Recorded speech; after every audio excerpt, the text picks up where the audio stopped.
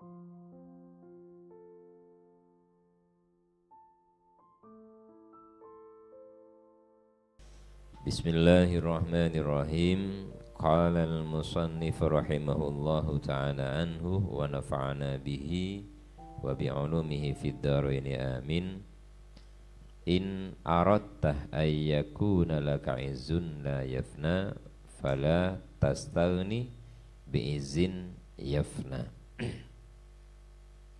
Baik, kata beliau, jika kamu menginginkan atau jika engkau menginginkan sebuah kemuliaan yang la yafna, jika engkau menginginkan sebuah kemuliaan yang la yafna, artinya yang tidak akan hilang, maka janganlah membanggakan fala tastaghni bi'izzin yafna, jangan membanggakan sebuah kemuliaan yang yafna, yang akan rusak atau yang akan sirna pada akhirnya.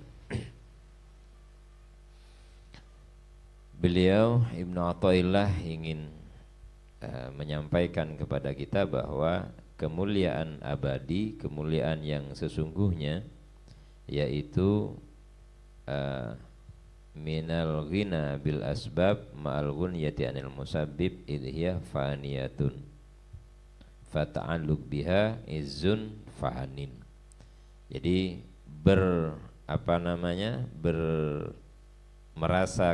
merasa diri mulia dengan cara seperti ini, katanya beliau, kemuliaan itu akan menjadi sirna, akan menjadi hilang.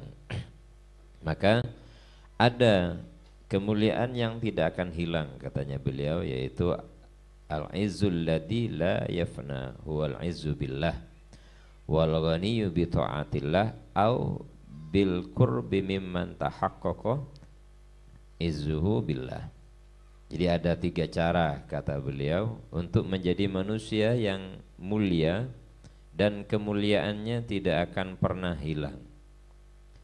Jadi fal izzu billah, yang pertama yang disebut dengan bahagia atau mulia dengan Allah Subhanahu wa ta'ala, yakunu bi ta'zimihi wa ijlalihi wa haibatihi wa mahabbatihi wa ma'rifatihi wa husnul adab ma'hu fi kulli syai' wa ala kulli syai'. Jadi kalau ingin memperoleh kemuliaan karena Allah atau dari Allah Ta'ala, maka gimana?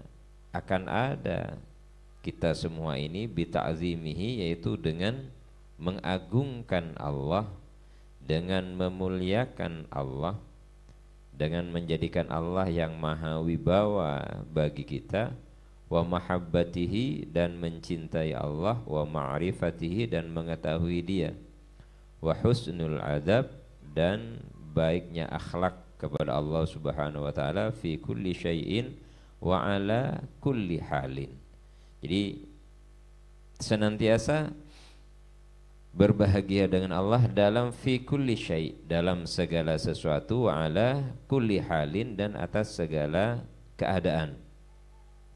Wa yakunu birridha bi ahkamihi wal khudu' tahta qahri jalalihi wa kibriyaihi wa bil haya'i wal khawfi minhu wa yakunu bidzulli wal inkisar. Dan bagaimana caranya yang berikutnya adalah ridho bi ahkamihi, rela, nerima dengan semua yang menjadi hukum-hukum Allah Ta'ala kepada kita semua.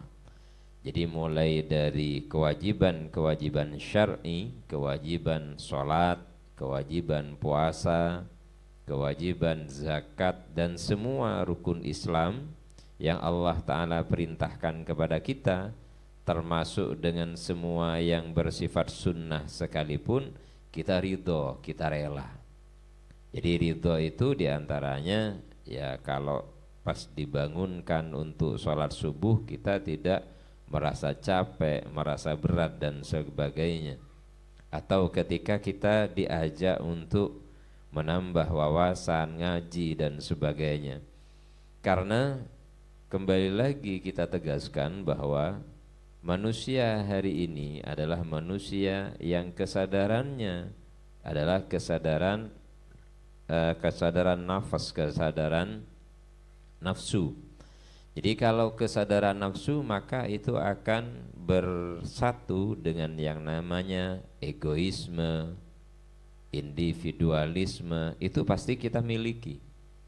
Ketika kita menjadi manusia dengan menggunakan kesadaran nafsu itu. Kesadaran nafsu ini biasanya akan bekerja sama dengan kesadaran akal. Apa yang menjadi keinginan nafsu kemudian dilogikakan dengan nalar akal untuk menerima pembenaran. Jadi nafsu menginginkan sesuatu. Contoh, nafsu kita pengen makan. Kemudian ketika kita mau makan, sudah ada sih di meja sebenarnya makanan yang cukuplah untuk sekedar mengganjal perut. Tapi kemudian lidah ini pingin rasa yang lain, pingin makanan yang lain yang bukan ada di meja. Maka akal kemudian akan mengatakan, kamu kan sudah lama yang gak makan enak misalkan, atau kamu lama sudah yang gak makan bakso. Akal akan mendukung seluruh keputusan nafsu itu. Makanya kesadaran nafsu itu adalah kesadaran paling rendah. Karena kesadaran ini sebenarnya dikendalikan oleh al-hissi, oleh rasa kita secara jasmaniyah gitu. Jadi dikendalikan oleh itu semua. Makanya al-izzul ladzi la yafna itu, kalau kesadaran kita ini kita usahakan gimana caranya, karena Allah Subhanahu wa taala. Jadi bukan karena nafsu kita sendiri. Dan ya bukan hanya sekedar contoh makanan. Contoh, ada orang menginginkan dirinya mencapai sebuah jabatan, mencapai sebuah kedudukan. Bagaimana kemudian? Apakah tidak boleh seorang aulia illah, orang yang telah tuntas dirinya, jangankan mau menjadi seorang ketua RT, mau jadi presiden sekalipun, kalau dengan dirinya sudah selesai tidak ada masalah. Umpamanya jabatannya akan diambil kapan saja, kalau katanya Gus Dur itu tidak ada jabatan yang perlu dipertahankan mati-matian. Artinya apa? Jadi orang yang sudah tuntas dengan dirinya, yang telah selesai dengan dirinya, itu mau ditaruh di mana saja, it's okay, nggak ada larangan gitu. Tapi kalau yang dirinya belum selesai, cinta kepada barang mewah masih belum selesai, terus kemudian menjadi pejabat, kemudian menjadi manusia kaya, maka itu tidak akan pernah bisa berpikir tentang kebaikan orang lain, tentang kebahagiaan orang lain. Yang dipikirkan adalah bagaimana semua yang menjadi keinginannya itu bisa tercapai. Maka kemudian bagaimana yakunu bidzulli wal inkisar. Kalau mau ridho kepada Allah Subhanahu wa taala, kepada hukumnya, dan rendah hati di hadapan kekuasaannya, munculkan rasa hamba, bahwa kita ini adalah hamba. Yang namanya hamba adalah pelayan. Yang namanya pelayan itu enggak punya hak atas dirinya. Makanya manusia hari ini sebenarnya tidak benar-benar mempertuhankan Allah Subhanahu wa taala di dalam kehidupannya. Sebagian besar manusia hari ini itu mempertuhankan dirinya sendiri. Jadi bukan mempertuhankan Allah, tetapi mempertuhankan dirinya sendiri. Kalau mempertuhankan diri, contohnya kayak apa sih mempertahankan diri itu? Sederhana. Contohnya, ketika kita mau melakukan sesuatu, mengambil sebuah keputusan. Contoh, ada orang yang masih belum punya pasangan, mau nikah, laki misalkan, ini saya sampaikan yang laki umpamanya. Terus dia karena masih belum punya pekerjaan, kemudian mikir, Gimana saya mau menghidupi anaknya orang, menghidupi diri sendiri saja tidak mampu. Nah, itu artinya sedang mempertuhankan dirinya sendiri. Jadi bukan mempertuhankan bukan mempertuhankan Allah Ta'ala. Jadi yang dipertuhankan itu adalah dirinya. Jadi orang yang mempertuhankan diri, dia ketika ada rasa tidak mampu, berarti dia lupa. Allah Subhanahu wa Ta'ala itu sudah bilang di dalam Quran terkait hal ini ketika memerintahkan. Kalimat perintahnya wangkihul ayama itu, jadi hendaklah engkau nikahkan ayama yang masih jomblo, yang masih kosongan di antara kamu. Jadi hendaklah engkau nikahkan